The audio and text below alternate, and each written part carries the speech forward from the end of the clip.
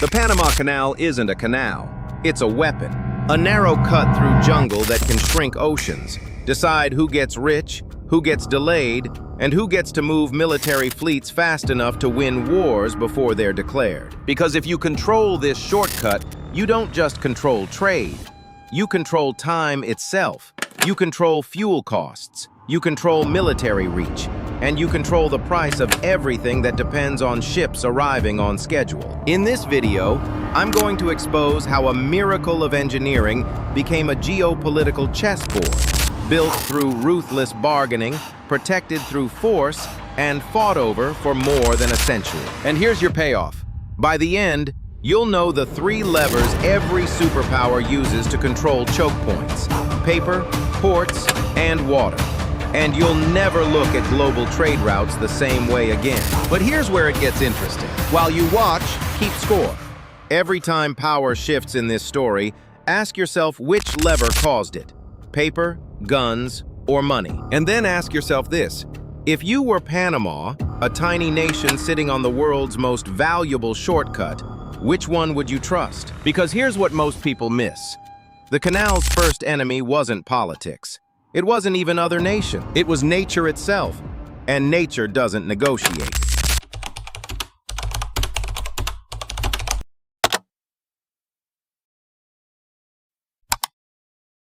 Let's go back to the beginning. To understand why this shortcut became so dangerous, you need to understand what it replaced. Imagine you're a ship captain in 1900. You need to move cargo from New York to San Francisco. You have 2 options: sail 5,200 miles around the entire continent of South America through some of the most violent waters on Earth, or wait for someone to cut through the middle. The route around Cape Horn wasn't just long, it was deadly. Ships disappeared in storms, crews froze, cargo was lost, and every extra day at sea meant burning more coal, paying more wages, and watching profits evaporate. For centuries, explorers dreamed of a shortcut. Spanish conquistadors, British surveyors, American railroad barons. They all looked at that narrow strip of land between the Atlantic and Pacific and thought the same thing. If we could just cut through here, we'd rewrite the rules of global commerce. But here's what they didn't understand yet. When you try to cut through the earth, you're not just fighting dirt and rock. You're fighting disease. You're fighting landslides. You're fighting rain that falls so hard it turns construction sites into rivers. You're fighting mosquitoes carrying malaria and yellow fever. And you're fighting the fact that every shovel of dirt you remove gets replaced by 3 more sliding down from the jungle. The French tried first. They'd just finished the Suez Canal, a straight line through flat desert sand. They were heroes. They were engineers. They were unstoppable. And Panama absolutely destroyed them. 20,000 workers died, not from accidents, from disease. Yellow fever and malaria turned work camps into graveyards. The jungle reclaimed excavation sites overnight. And the money, millions upon millions of francs, just vanished into mud. The project collapsed. The company went bankrupt. And the world learned a brutal lesson. This shortcut wasn't impossible because of engineering. It was impossible because nature had built the perfect defense. But here's where the story gets interesting. Because while everyone focused on the bodies and the bankruptcy, a few people noticed something else. They noticed that whoever did manage to build this canal wouldn't just control a trade route. They'd control a lever that could shift the balance of global power overnight. And when humans realize something can shift power, they stop asking if it's possible. They start asking what they're willing to sacrifice to make it happen. Keep that in mind. Because the dream wasn't impossible. The price was just higher than anyone admitted. And then a bigger player realized what this shortcut could actually do. Here's where the story stops being about engineering and starts being about leverage. The year is 1903. The French have failed. Their equipment is rusting in the jungle. And the United States, a rising power with big ambitions and a growing navy, looks at that failed project and sees opportunity. But there's a problem. Panama isn't a country yet. It's a province of Colombia. and Colombia controls whether anyone gets to build here. So the Americans negotiate. They offer money. They offer guarantees.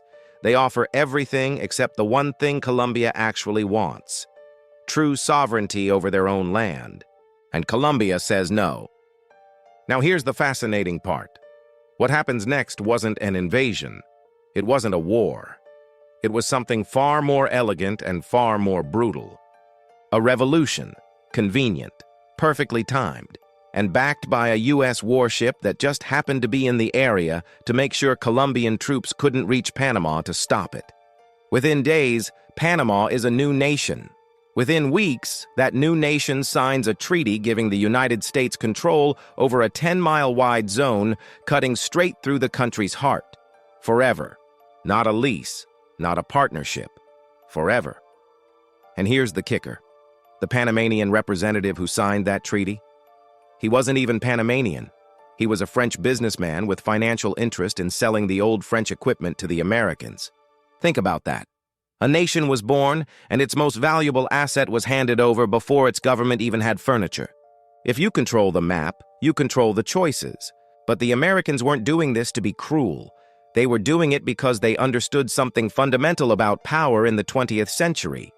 Whoever controls the shortcuts controls the speed of war. Their navy was split, half in the Atlantic, half in the Pacific. And when tensions rose anywhere in the world, they needed weeks to move their ships into position. Unless they had a canal. With a canal, the U.S. could respond to threats in days instead of weeks. They could move their fleet from ocean to ocean faster than any other nation. They could project power globally without maintaining two separate navies. This wasn't just construction. It was a contract written in pressure. So they built it. And this time, they didn't fail. Not because their engineers were better than the French, though they were, but because they did something the French couldn't. They conquered the disease first. They drained swamps. They fumigated buildings. They screened windows. They waged war on mosquitoes with the same intensity most nations reserve for human enemies. And it worked. Malaria cases dropped. Yellow fever vanished. Workers stopped dying by the thousands. And once the workers survived, the canal became inevitable. For 10 years, 40,000 workers carved through mountains, built the largest artificial lake on Earth, and created a system of locks that could lift ships 85 feet above sea level and drop them back down on the other side. It opened in 1914, and overnight, the math of global trade changed. A voyage that took 2 months now took 10 hours. Ships that burned 30 days of coal now burn 2. And every nation that depended on moving goods quickly realized they were now dependent on a shortcut controlled entirely by the United States. Here's what most documentaries won't tell you. The people living in Panama saw all of this happening. They watched foreign workers flood in. They watched American police enforce American laws in the middle of their country. They watched profits flow north while they lived next to the most valuable piece of infrastructure on the planet and saw almost none of the benefit. And the resentment started small, quiet, but it was growing. Because once the shortcut exists, it doesn't just sit there neutrally moving ships. It becomes a chokehold, a pressure point, a symbol of who has power and who doesn't. And here's the thing about symbols. They can't stay stable forever. If you're still following this, you're starting to see the pattern. Subscribe, because what happens next is where engineering becomes leverage, and leverage becomes conflict. Now ask yourself, if you built the most valuable shortcut in the world, would you ever give it back? Let's talk about what the canal actually did to global power. In peacetime, it's commerce. In wartime, it's a lever. World War I breaks out just months after the canal opens. And suddenly, every navy on Earth realizes the same thing. Whoever controls Panama controls the speed of response. The U.S. moves warships from coast to coast in days. Germany can't. Britain can't. Japan can't. And that time difference, those extra weeks their fleets spend sailing around South America, that becomes the difference between arriving in time and arriving too late. The canal isn't just infrastructure anymore. It's a strategic multiplier, a force accelerator, and every admiral in every war room on the planet starts drawing plans around it. But here's where it gets darker. A shortcut becomes a target the moment war starts. Think about it. If you're at war with the United States and you want to cripple their ability to move forces quickly, you don't need to sink their entire fleet. You just need to close the canal. One bombing run, one sabotage team, one well-placed explosive in the right lock, and suddenly the shortcut becomes a bottleneck. Ships pile up, schedules collapse, and the U.S. military loses its greatest advantage. So what does the U.S. do? They militarize it, heavily. Troops patrol the zone. Anti-aircraft guns line the approaches. Submarines lurk in the approaches. And the message is clear. This shortcut is American, and it stays open because America has the force to keep it that way. For decades, this works. The canal operates, trade flows. The U.S. Navy moves freely. But here's what happens when you treat a shortcut as a military asset. The people living next to it start feeling like they're living next to a target. Because they are. In World War II, the paranoia intensifies. U-boats prowl the Caribbean. Japanese submarines are spotted off the coast. Every ship passing through could be a spy. Every worker could be a saboteur. And Panamanians watch American soldiers patrol their neighborhoods, watch American laws override their sovereignty, and watch their entire country become strategically important to everyone except themselves. Here's the trick. Its power isn't what it moves, it's what it can delay. Close the canal for a week, and you don't just delay ships, you delay deliveries, you spike insurance costs, you force vessels to burn extra fuel sailing the long way. You create uncertainty in markets that depend on predictable schedules. And uncertainty in global trade is expensive. This is why the canal becomes symbolic in a way most infrastructure never does. It's not just a route, it's a statement. It's proof that one nation can build something in another nation's territory and control it through sheer strategic necessity. But symbols are dangerous, because eventually, people start asking the forbidden question. And in Panama, that question was simple. Whose country is this, really? Because here's what most people don't realize. The Canal Zone wasn't just American-controlled. It was American territory. U.S. law applied. U.S. currency was used. U.S. schools taught U.S. history. And the border between the zone and Panama was guarded like an international frontier, except it ran through the middle of Panama itself. Imagine that. Your capital city is split in half. Half of it is yours. Half of it belongs to a foreign power. And you walk past that border every single day. How long before that starts to feel like occupation? The Americans would say, "We built this. We paid for it. We maintain it. We defend it. Without us, this is just jungle." And the Panamanians would say, "Without our land, you'd have nothing." Both sides are right. And that's exactly why the conflict was inevitable. Keep watching, because this is where the pressure cooker finally cracks. January 9th, 1964. A moment that changed everything. A group of Panamanian students tries to raise their flag at a high school in the Canal Zone.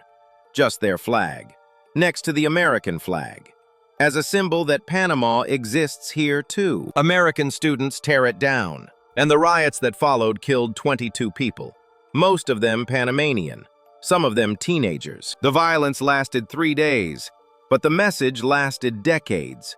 No nation wants to be important if it means being owned. Let me be clear about what happened here.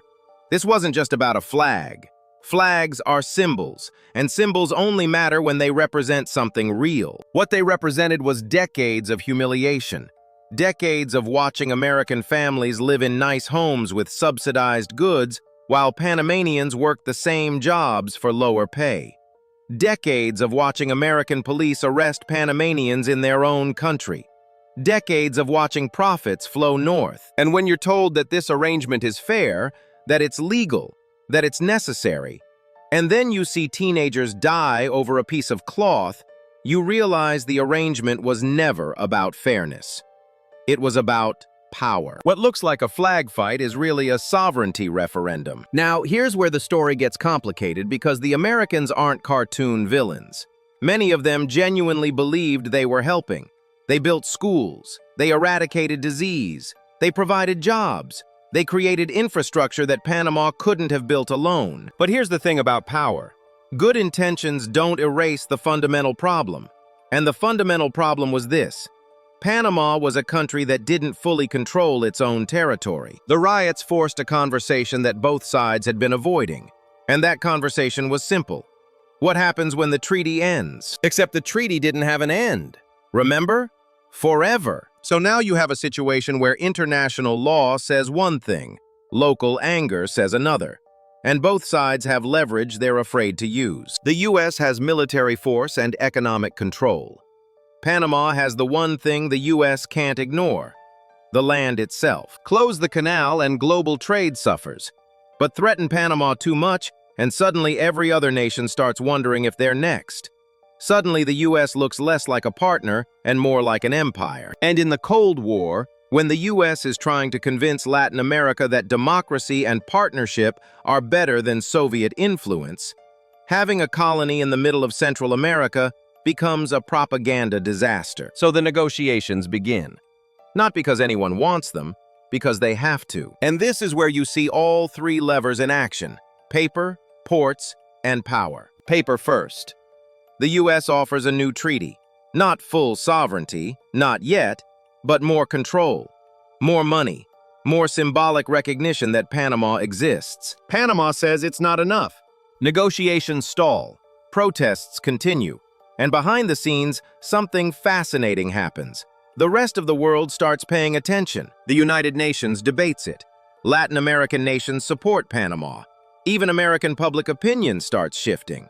Because watching your government refuse to negotiate with a tiny nation over something that looks, from the outside, like basic fairness, it's not a good look. Here's the hinge. The story flips here. The canal stops being a project and becomes a verdict. Is the U.S. a partner or an occupier? Is Panama a sovereign nation or a strategic asset? And can those two things ever coexist? The answer takes another 13 years to arrive. In 1977, President Carter signs the Torrijos-Carter treaties. Two documents. One says the U.S. will transfer control of the canal to Panama by December 31, 1999. The other says the canal will remain neutral and the U.S. can defend it if necessary. It's a compromise. And like all compromises, it satisfies no one completely. American conservatives call it surrender. They say you don't give away strategic assets. They say Panama can't be trusted to run it. Panamanian nationalists call it delayed justice. They say 22 more years of foreign control is 22 years too long. But it passes. Barely. And for the next 2 decades, the transition happens in slow motion. Panamanian workers take over more roles. Panamanian administrators learn the systems. And the U.S. military presence slowly, gradually draws down. On December 31, 1999, at noon exactly, the last American flag comes down. The Panamanian flag goes up. And for the first time in 96 years, Panama controls the Panama Canal. Now here's the question everyone asked. Would it work? Because the fear wasn't that Panama would intentionally sabotage the canal. The fear was that they wouldn't be able to run it, that maintenance would slip, that efficiency would drop, that the global shipping industry would suffer because a small nation couldn't handle the complexity. And here's what happened. None of that came true. Panama ran the canal better than the Americans did. They expanded it. They modernized it. They made it more profitable. And they proved something that a lot of powerful nations didn't want to admit. Strategic infrastructure doesn't need to be controlled by superpowers to function. But here's where the story doesn't end. Because control and influence are not the same thing. And when control changes hands, power doesn't disappear, it just changes shape. If you've made it this far, you're exactly the kind of viewer this channel is for. Subscribe, because the next act is where it gets modern. And modern power is far more subtle than anyone expects. Let's talk about how you control something without owning it, because that's the game being played right now. And most people don't even realize it's happening. The canal is neutral. On paper, Panama owns it. Panama operates it. And international law says it has to remain open to all nations on equal terms. Reality is never neutral. Here are the three levers that matter now: paper, ports, and water. Let's start with paper. Treaties, neutrality agreements, operating rules, legal frameworks. This is how modern power works. You don't send troops anymore.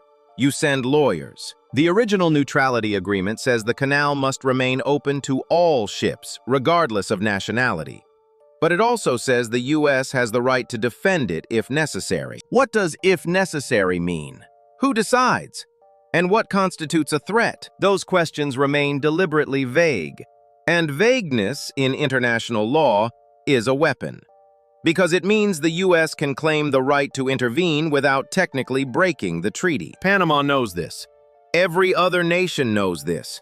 And the result is a strange dynamic where Panama has sovereignty, but only as long as it operates the canal in ways that don't threaten U.S. interests. That's not ownership. That's leverage. Now let's talk about ports. If you can't control the canal, control what surrounds it. On both ends of the canal, the Atlantic and Pacific, are ports. Massive container terminals where ships load and unload cargo. And in the early 2000s, a Chinese company quietly signed contracts to operate several of these ports. Not Chinese government, a company, technically private. But in China, the line between private companies and state interest is thin. And suddenly, without owning the canal, China has positioned itself at both ends of it. They don't control what goes through, but they see what goes through. They handle the cargo, they manage the terminals, and they build relationships with the Panamanian government. This is 21st century power. You don't invade, you invest. You don't occupy, you operate. And you create dependency. If you can't control the canal, control what surrounds it. The U.S. noticed, quietly. And suddenly there's a competition nobody talks about openly. Aid packages to Panama, infrastructure investments, trade deals, military cooperation agreements. It's not a war, it's a bidding war. And the prize is influence over a choke point that still matters as much as it did a century ago. But here's the third lever, and it's the one nobody saw coming: water. The canal doesn't work like most people think. It's not at sea level. Ships don't just sail through. They get lifted 85 feet into an artificial lake, sail across, and get lowered back down. And every time a ship passes through, 52 million gallons of fresh water drain into the ocean. Where does that water come from? Rain. The canal depends entirely on rainfall to keep that lake full. And here's the problem. Climate patterns are changing. In 2023, a drought dropped water levels so low that the canal had to restrict the number of ships passing through. Not by choice, by necessity. There simply wasn't enough water. Ships waited in line for weeks. Shipping companies paid premiums for priority slots. And global supply chains, already fragile from the pandemic, took another hit. The most underrated threat isn't an enemy fleet. It's the water. Think about what this means. You can have treaties. You can have port access. You can have political influence. But if the rain doesn't fall, none of it matters. This is the vulnerability nobody designed for. The canal was built assuming water would always be abundant. That assumption is no longer safe. So what happens now? Panama is exploring options, building reservoirs, recycling water, even considering a system that would reuse the water used in each transit instead of draining it into the ocean. But all of these solutions are expensive, and they require cooperation from the same global powers that spent a century fighting over control. Here's the fascinating part. The canal's survival now depends on something that can't be controlled by any nation. It depends on weather, on rainfall patterns, on climate systems that don't care about treaties or influence or strategic importance. And that might be the greatest irony in this entire story. For a century, the fight was over who controls the shortcut. And now the shortcut's future depends on forces no one controls. The new weapon isn't troops, it's dependency. So let's bring this full circle. You've just watched how a shortcut through the jungle became a weapon, a symbol, a battlefield. and ultimately a test of whether strategic infrastructure can belong to everyone or must always belong to the powerful. And here's your payoff. The framework I promised you at the start. Choke points don't just move ships, they move power. And the pattern repeats. Build, control, resist, re-control. The French built it and failed. The Americans built it and controlled it through force and legal framework. Panama resisted and won sovereignty. And now the world re-controls it through investment, influence, and dependence. But here's what makes the Panama Canal different from every other strategic asset. It proved that small nations can run complex systems. It proved that sovereignty isn't just symbolic, it's operational. And it proved that the leverage game never ends. It just gets more sophisticated. Remember the three levers: paper, ports, and water. Paper gives you the legal framework. Ports give you the physical access. Water gives you the fundamental constraint. And right now, all three are in play. The next time you hear about global trade or supply chain disruptions or strategic partnerships, ask yourself, what's the choke point? Who controls it? And what would happen if it closed for a week? Because that's the real story. Not the ships, not the cargo, the leverage. And the Panama Canal taught the world a lesson that every superpower eventually learns. You can build a shortcut, but you can't control it forever. Eventually, the people living next to it will demand a say. Eventually, nature will demand its due. And eventually, power will shift again. The question is, who's ready for the next shift? If you want more stories where engineering becomes power and power becomes conflict, subscribe. Next time, we're mapping the choke points that could replace Panama. And trust me, there are more than you think. Because the game didn't end when Panama took control, it just entered a new phase. And understanding that phase might be the most important geopolitical skill you can develop right now. Thanks for watching. Now go look at a map differently.